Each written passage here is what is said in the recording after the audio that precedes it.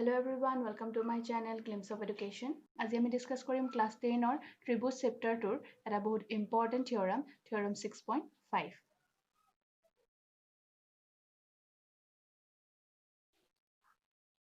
থিওৰাম 6.5 দিছে যদি এটা ত্ৰিভুজৰ এটা কোণ আন এটা ত্ৰিভুজৰ আন এটা কোণৰ সমান হয় আৰু সেই কোণকেইটা গঠন কৰা বাহুকেইটা সমানুপাতিক তেন্তে ত্ৰিভুজ দুটা সদৃশ। এই ধৰ্মটোক দুটা ত্ৰিভুজৰ সাদৃশ্যৰ SAS অৰ্থাৎ বাহু কোণ বাহু সাদৃশ্য শৰ্ত বোলে। If one angle of a triangle is equal to one angle of the other triangle and the sides including these angles are proportional, then the two triangles are similar. So ইয়াতে কৈছে যে যদি এটা ত্ৰিভুজৰ এটা কোণ আৰু আন এটা ত্ৰিভুজৰ আন এটা কোণ সমান হয় আৰু সেই কোণ দুটা গঠন কৰা বাহুকেইটা যদি সমান অনুপাতত থাকে তেতিয়াহ'লে আমি ত্ৰিভুজ দুটা সদৃশ বুলি ক'ব পাৰিম। So থিওৰামটো প্ৰুভ কৰিবৰ কাৰণে আমি দুটা ট্ৰায়াংগল কনসিডাৰ কৰিছো, ট্ৰায়াংগল ABC আৰু ট্ৰায়াংগল DEF। আৰু ইয়াতে আমি ট্ৰায়াংগল দুটা এনেদৰে কনসিডাৰ কৰিছো যাতে এই এংগল A টো এংগল D ৰ সমান হয় আৰু এংগল A সৃষ্টি কৰা বাহু দুটা আৰু এংগল D সৃষ্টি কৰা বাহু দুটা অৰ্থাৎ AB আৰু DE আৰু AC আৰু DF দুটা সমান অনুপাতত থাকে।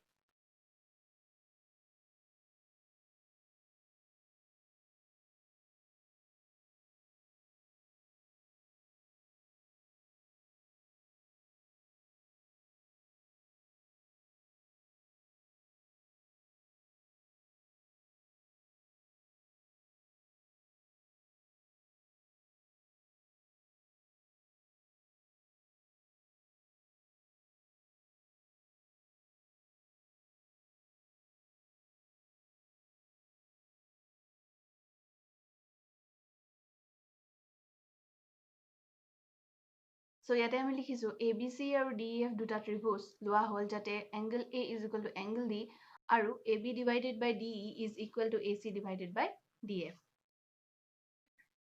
Let ABC and DEF be two triangles such that angle A is equal to angle D and AB divided by DE is equal to AC divided by DF. So এতিয়া আমি এই ABC আৰু DEF এই triangle দুটা সদৃশ অৰ্থাৎ similar বুলি prove কৰিম। So তাৰ কাৰণে আমি অলৰেডি ত্ৰিভুজৰ সদৃশতাৰ বিষয়ে যিকেইটা শৰ্ত পঢ়ি আহিছো সেই শৰ্তকেইটা ইউজ কৰিম। So ইয়াতে আমি ইউজ কৰিম কোন স্বীকাৰ্যটো। So তাৰ কাৰণে ইয়াত অলৰেডি আমাক থিওৰামটোত angle A is equal to angle D বুলি দিছে। So আমি next angle B is equal to angle E আৰু angle C is equal to angle F বুলি দেখাব লাগিব। তেতিয়া আমি কোন অৰ্থাৎ angle এই স্বীকাৰ্যটোত ক'ব পাৰিম যে এই ত্ৰিভুজ দুটা সদৃশ হয়। So angle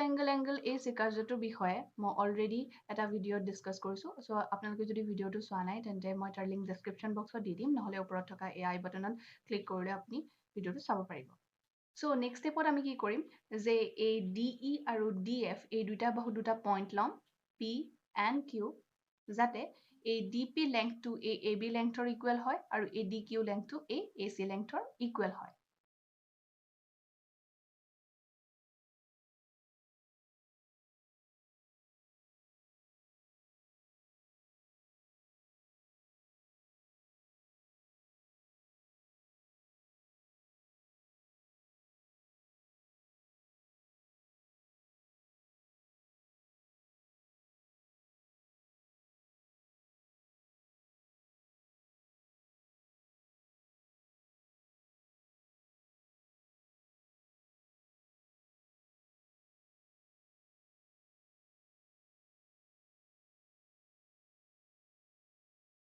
So ইয়াতে আমি লিখিছো AB সমানকৈ DP আৰু AC সমানকৈ DQ কাটি লোৱা হ'ল। PQ সংযোগ কৰা হ'ল। We cut AB is equal to DP and AC is equal to DQ and then join PQ. So theoremটোৰ first partত already দিছিলে যে AB divided by DE is equal to AC divided by DF. So এইটো ratio আমি ইয়াত use কৰিম।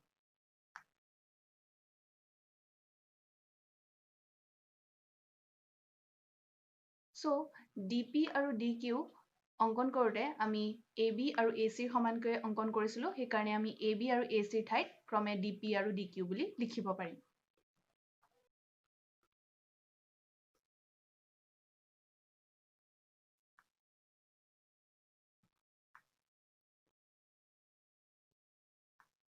So এতিয়া আমি next দুইটা সাইডে reciprocal লম অৰ্থাৎ লবটো হৰ কৰিম আৰু হৰটো লব কৰিম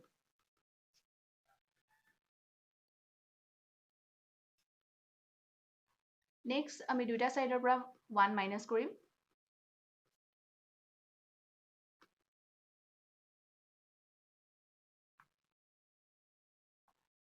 so left hand side LCM ললে হ'ব এটো dp আৰু এই নিউমাৰেটৰত আমি লিখিম de minus dp is equal to ইয়াত LCM ললে হ'ব dq আৰু ইয়াত হ'ব df minus dq so ইয়াত নিউমাৰেটৰত আমি পাইছো de minus dp আৰু ইয়াত পাইছো df minus dq so এই ডায়াগ্ৰামটোত যদি আমি চাওঁ de ৰ পৰা যদি আমি dp মাইনাস কৰো তেতিয়া আমি pe পাম আৰু df ৰ পৰা যদি আমি dq মাইনাস কৰো তেতিয়া qf পাম so ইয়াত আমি পাম pe divided by dp is equal to qf divided by dq next আমি আকৌ reciprocal লম so ইয়াত হ'ব dp divided by pe is equal to dq divided by qf so এতিয়া আমি triangle DEF ত পালো যে dp divided by pe is equal to dq divided by qf so ইয়াতে যদি আমি theorem 6.2 এপ্লাই কৰো তেতিয়া আমি পাম যে এই pq ৰেখাডাল এই ef বাহুডালৰ সমান্তৰাল হ'ব theorem 6.2 ৰ ওপৰত মই অলৰেডি এটা ভিডিও বনাই থৈছো so আপোনালোকে যদি theorem টোৰ বিষয়ে বিশেষ নাজানে আৰু জানিব বিচাৰিছে তেতিয়াহলে সেই ভিডিওটো চাব পাৰে মই তাৰ লিংক ডেসক্ৰিপচন বক্সত দি দিম নহলে ওপৰত থকা আই বাটনত ক্লিক কৰি আপোনালোকে ভিডিও কেইটা চাই ল'ব পাৰে তেতিয়া নেক্সট পাৰ্ট কেইটা আপোনালোকে ভালদৰে বুজি পাব so ইয়াৰ পৰা আমি লিখিব পাৰিম pq is parallel to ef আৰু এটো আমি পালো উপপাদ্য 6.2 প্ৰয়োগ কৰি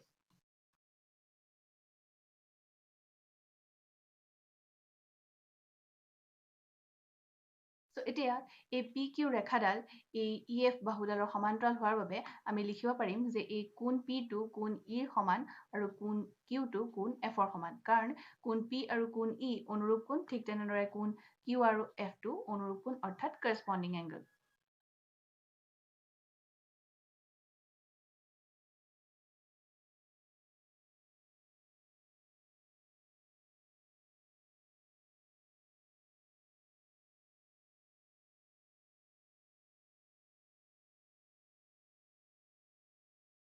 next আমি যদি এই triangle ABC আৰু DPQ এই triangle দুটা ভালদৰে চাওঁ তেতিয়া দেখিম যে AB is equal to DP হিচাপে আমি অঙ্কন কৰিছিলো আৰু AC is equal to DQ হিচাপে আমি অঙ্কন কৰিছিলো আৰু কোণ A টো কোণ D ৰ ইকুৱেল হয় বুলি আমাক থিওৰামটোৰ ফাৰ্স্ট পাৰ্টত অলৰেডি দিছে সো সাইড এংগল সাইড বাহু কোণ বাহু সিকাৰ্য মতে এই ত্ৰিভুজ দুটা সৰ্বসম অৰ্থাৎ কংগ্ৰুৱেন্ট হ'ব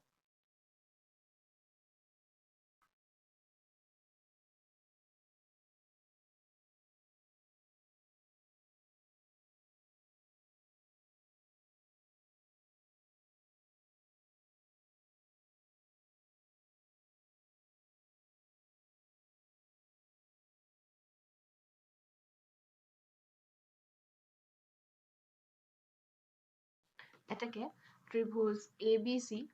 সৰ্বসম ত্ৰিভুজ DPQ আৰু ইয়াত সিকাৰ্যটো হ'ব সাইড এংগল সাইড বাহু কোণ বাহু যেহেতু ত্ৰিভুজ ABC আৰু DPQ সৰ্বসম হয় সেয়েহে হিহঁতৰ কোণ বিলাকো সমান হ'ব সো আমি লিখিব পাৰিম কোণ B is equal to কোণ P আৰু কোণ C is equal to কোণ Q